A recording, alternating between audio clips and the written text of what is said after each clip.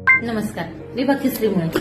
जसे तुम्हाला माहित आहे, आमचं पॅरालिसिसचं हॉस्पिटल आहे आणि आमच्याकडे जे पेशंट येतात त्यांना एक प्रश्न असतो की पॅरालिसिस होण्याचे कारण काय आहे. तर आज या व्हिडिओमध्ये मी तुम्हाला पॅरालिसिसचे कारण सांगणार आहे.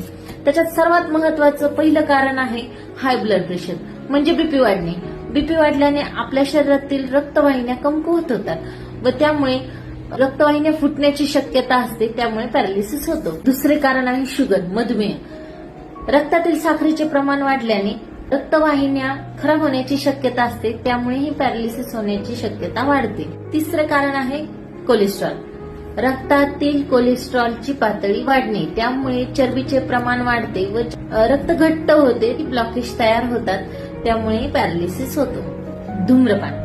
धूम्रपान केल्याने आपल्या रक्तवाहिन्या संकुचित होतात व रक्त घोटण्याचे प्रमाण वाढते. पाचवं कारण आहे लठ्ठपणा. लठ्ठपणामुळे सुद्धा पॅरालिसिस होतो. सहावं कारण आहे हृदयविकार, म्हणजे हार्ट डिसीज. आपल्याला काही हार्ट डिसीज, हृदयाचे विकार असेल आणि त्याच्या बीपीच्या गोळ्या चालू असेल आणि आपण त्या बंद करतोय, त्यामुळे पण रक्त घट्ट होते, पॅरालिसिस होतो. सहावं कारण आहे मेंदूतील रक्तवाहिन्यामध्ये काही समस्या असल्यास, जसे की अॅन्युरिझम किंवा एव्हीएम. सातवं कारण आहे अनुवंशिकता, म्हणजे आपल्या पूर्वजांमध्ये, आईवडिलांमध्ये कोणाला असेल तरीही आपल्याला होण्याची शक्यता असते. वयानुसार पण पॅरालिसिस होऊ शकतो.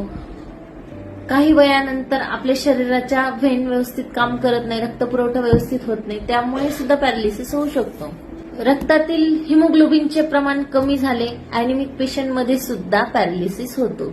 आणि सर्वात महत्वाचे म्हणजे आपली जीवनशैली. आपण व्यायाम न करणे, फास्ट फूड खाणे, म्हणजे बाहेरचे अन्न जास्त प्रमाणात खाणे, त्यामुळे पण पॅरालिसिस होतो.